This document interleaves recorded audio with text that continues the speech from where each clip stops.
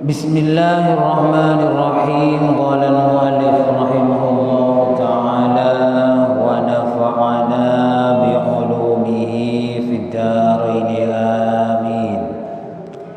Masih di bab motivasi menambah kebaikan di akhir usia, bagian yang kedua. Kemarin sudah dijelaskan menurut firman Allah Subhanahu wa taala. Allah taala bertanya dengan usia yang Allah berikan kepada kita. Dan Allah memberikan usia ini ada tahapan-tahapan. Ada usia muda, ada usia balita, kemudian anak-anak, kemudian remaja dan dewasa, kemudian berakhir tutup usia.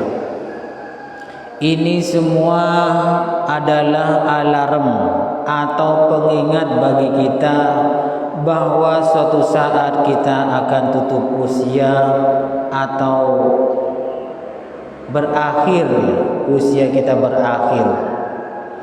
Kalau lampu pulsanya habis bisa diisi ulang.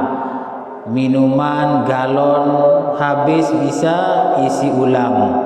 Tapi kalau usia sudah berakhir, habis, tidak bisa diisi ulang. Maka alarm-alarm, pengingat-pengingat untuk kita itu banyak. Di antaranya ya uban. Alarm itu hati-hati kalau sudah ubannya banyak, ini pertanda akan tutup usia. Ada juga alarm yang lain, tuli alias tengel ya. Kalau tidak bentak-bentak, tidak kedengaran. Ada juga alarm mata mulai rabun. Kalau nggak pakai kacamata ada kelihatan. Ada alarm lain apa? Kulit keriput. Jangan kemudian kita memaksa agar supaya kulit kita tidak keriput. Beli kosmetik bedak yang mahal-mahal namanya, sampai mengeluarkan uang jutaan rupiah, itu dibohongi. Itu yang membohongi itu setan ya. Kalau biaya sampai mahal untuk menghilangkan keriput mata lah, keriput pipi, keriput leher, itu termasuk bagian caranya setan membohongi kita untuk menghilangkan alarm-alarm atau pengingat-pengingat agar supaya kita berbuat lebih baik lagi. Ini semua sudah difirmankan oleh Allah Ta'ala. Hati-hati dengan umur yang di dalam umur kita itu ada alarm atau pengingat suatu saat kita akan tutup usia. Tidak usah banyak gaya kalau sudah banyak umur. Ingatlah kepada Allah, ingat akhirat. Tidak usah banyak macam-macam cara untuk mempercantik, memperganteng, memperindah. Tidak usah ya. Sudah biasa aja wis. Sebentar lagi tutup usia biar tidak menyesal di akhir hayat kita. Ini adalah peringatan dari Allah Subhanahu wa taala. Wa ambal ahadis, adapun hadis-hadis yang menjelaskan tentang sisa-sisa umur kita ini agar supaya ditambah kebaikannya. Fal awwalu an Abi Hurairah radhiyallahu anhu. Pertama hadis dari Abu Hurairah. Adin Nabi sallallahu alaihi wasallam qala a'zarallahu lamri'in akhara ajalahu hatta balagha sittina sanatan, rawahul Bukhari.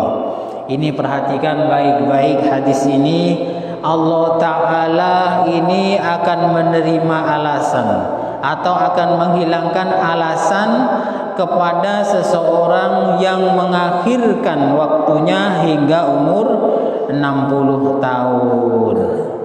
Hadis riwayat Bukhari.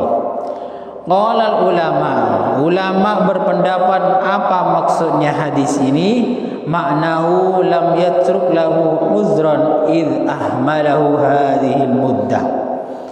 Hadis ini maksudnya menurut ulama adalah Allah Ta'ala tidak meninggalkan uzur, alasan apabila masa sepanjang ini disia-siakan. Jadi begini maksudnya, Allah Ta'ala nanti di akhirat itu tidak menerima alasan. Solatnya umpamanya tidak benar, wudhunya, ibadahnya, wajib yang lain itu tidak benar.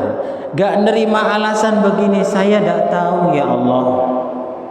Kemudian kenapa solatnya kamu tidak benar? Kok masih tetap saja seperti itu, gak pernah ada perbaikan?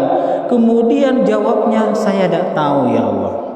Wudunya gak benar, suci najisnya tidak mengerti. Kemudian alasannya tidak tahu ya Allah. Alasan seperti ini tidak diterima oleh Allah Subhanahu wa Ta'ala. Karena apa? Buat apa usia selama 60 tahun? Masa tidak bisa selama 60 tahun usianya itu untuk memperbaiki sholatnya? Tidak bisa. Memperbaiki wudunya, memperbaiki hatinya, memperbaiki cara suci najisnya. Masa tidak cukup? Ini nanti. Makanya belajar ngaji ke mana saja terserah. Yang penting untuk memperbaiki ibadah kita, terutama yang wajib-wajib. Contoh, ini kan sudah dijelaskan berkali-kali di sini. Kalau sudah iqomah, kalau sudah iqomah, ya ada salat sunnah, atau menjelang iqomah kurang 1 menit itu tidak usah salat sunnah, karena salat sunnahnya ini nanti cepet-cepet ya, wah tidak ada tumaninahnya. Jangan malah mengejar sunnah, itu tidak benar. Ada lagi juga sholat ngejar imam dibalap. Tidak usah kita itu macam-macam. Kalau sudah bermakmum ya bermakmum saja. Tidak usah bergaya ini, gaya itu, gaya cepat. Tidak usah. Hati-hati. Besok di akhirat Allah Ta'ala itu gak menerima alasan. Apa saya gak tahu? Keterangan dari Al-Quran, dari hadis, dari ulama, sholat yang benar itu bagaimana, suci yang benar itu bagaimana, wudhu yang benar itu bagaimana. Jadi 60 tahun itu dibuat apa? Nah begitu nanti. Ya Allah, umpamanya malu, gengsi umpamanya. Biasanya kan begitu ya. Orang itu mau ngaji, mau belajar lagi itu gengsi karena sudah usianya lanjut, sudah banyak umur, gengsi ya Allah, malu namanya. Wah, langsung bercentar di malaikat itu. Makanya isilah akhir-akhir usia kita ini, sisa-sisa usia kita ini untuk memperbaiki ibadah-ibadah kita, cara kita bersosial, bertetangga, bersaudara, itu diperbaiki. Semuanya ini untuk mengisi sisa-sisa usia kita. Ini Allah Ta'ala gak terima nanti alasan, ya Allah dah ada ustaz bohong itu. Sekarang ustaz banyak ya, pengajian di TV ada, pengajian rutinan ada, kemudian ada pengajian di radio banyak, masih saja tidak mengaji. Wah ini nanti tidak diterima alasannya. Ya Allah sibuk sibuk apa? 60 tahun masa tidak bisa untuk memperbaiki sholat kita, wudhu kita, suci najis kita ketika datang ke masjid atau ke musholla. Masa ada cukup 60 tahun begitu?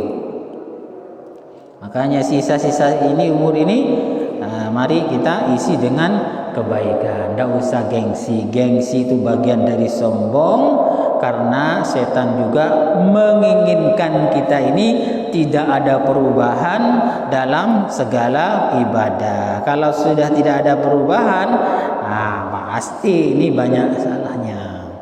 Orang alim itu biasanya terus memperbaiki diri, terus belajar. Saya kira semua orang alim itu begitu. Karena orang alim itu semakin alim semakin merasa bodoh untuk memperbaiki dirinya. Beda kalau orang awam. Kalau orang awam itu merasa sudah pintar. Kok lah tahu? Begitu. Kok lah tahu lah bilang bejang. Ini kalau orang awam. Jadi orang awam itu merasa tahu semuanya. Tapi kalau orang alim pasti merasa bodoh, itu bedanya. Makanya orang alim itu selalu memperbaiki diri untuk bekal sangu di akhiratnya. Ats-tsani yang nomor 2, ini an Ibnu Abbas radhiyallahu anhu qala kana Umar radhiyallahu anhu yudkhiluni ma'a syakhi Badrin fa kana ba'dhum wajada fi nafsihi fa qala lam yadkhul hadha ma'ana wa lana abna'un mithluhu. Ini Ibnu Abbas ini bercerita, ini bukan hadis asar ya, asar sahabat atau pernyataan sahabat. Suatu ketika Ibnu Abbas ini dimasukkan ke golongannya orang-orang sepuh ya, orang-orang sepuh perang Badar. Ceritanya agak panjang, ceritanya secara langsung begini.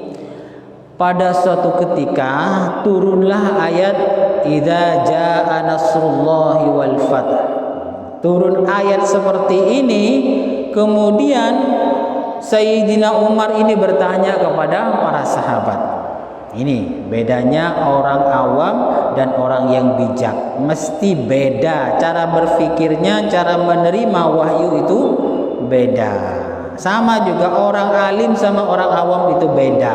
Orang alim itu selalu merasa bodoh, terus belajar untuk memperbaiki diri. Kalau orang awam biasanya malas untuk belajar lagi, merasa sudah tahu semua, tahu segala-galanya. Akhirnya ibadahnya banyak yang tidak benar. Sayyidina Umar bertanya, wahai para sahabat, apa pendapatmu tentang ayat idza jaa nasrullahi wal fath? Ini beda pendapat sahabat. Ada yang sahabat yang apa ya, langsung ngacung begini maksudnya. Nah, ini beda ya. Beda orang alim, sama juga sahabat yang alim yang bijak dengan sahabat yang biasa-biasa saja.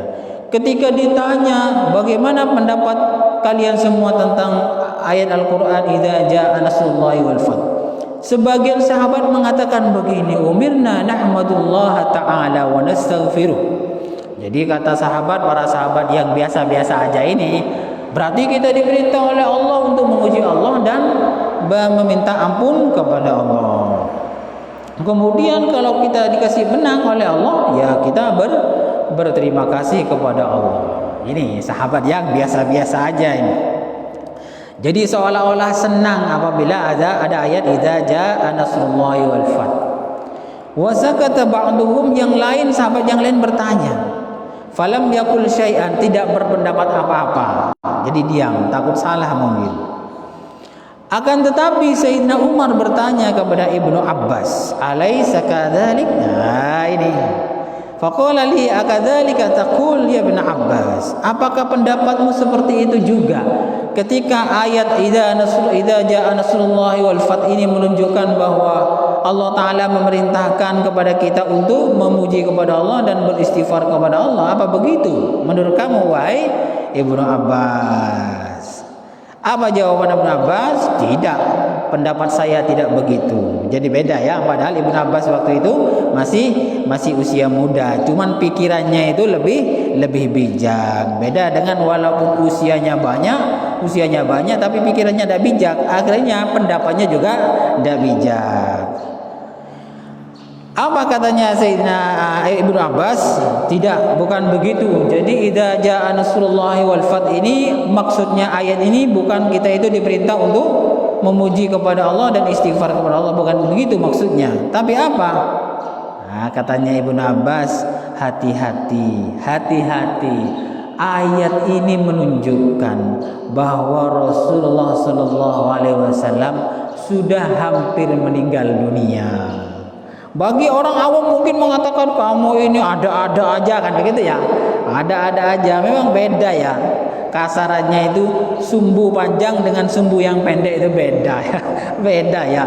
Pikirannya yang luas dan panjang yang luas dengan pikiran yang kepada Allah. Kata Sayyidina Ibnu Abbas, enggak, bukan begitu. Ini ayat menunjukkan bahwa Nabi Muhammad sudah hampir meninggal dunia. Karena apa? Karena ini sudah mengatakan tentang pertolongan Allah dan berbondong-bondongnya umat Islam orang kafir masuk Islam. Jadi beda ya, beda. Sama dengan kita itu memandang seseorang. Kadang kalau orang awam itu memandang, kalau kelihatannya merah, kayaknya merah. Padahal kadang isinya itu hijau. Orang bijak melihat dengan pikiran, tapi kalau orang awam melihat dengan mata kepala. Pokoknya pendapat, ya tak ngurus, salah benar tak ngurus. Tapi kalau orang bijak hendak mikir dulu panjang. Sama di sini Ibnu Abbas ini termasuk sahabat yang pikirannya panjang, luas, terbuka, akhirnya betul-betul memahami apa yang dimaksud ayat tersebut. Nah, di sini wadzalika alamatu ajalika. Di sini ya Rasulullah, ini Sayyidina Ibnu Abbas mengatakan ini bagian dari tanda bahwa ajalmu sudah menjelang berakhir. Fasabbih bihamdi rabbika wastaghfir innahu kana tawwaba. Faqala Umar radhiyallahu anhu, ma a'lamu minha illa ma taqul, rawahu al-Bukhari. Kata Sayyidina Umar, ya memang pendapatku juga sama dengan pendapatnya kamu wahai Ibnu Abbas. Jadi saya orang lain benar, kalau sudah ada ayat idza jaa nasrullahi wal fath senang, oh enak ini sudah mau selesai. Yang lain sahabat yang betul-betul mata fikirannya itu dalam, maka sedih karena apa? Karena ini sinyal ya, alarm bahwa Nabi Muhammad akan segera dicabut nyawanya oleh Allah Subhanahu wa taala. Cukup sekian dulu, mudah-mudahan bermanfaat. Kurang lebihnya saya mohon maaf. Wallahu a'lam bishawab. Al-Fatihah.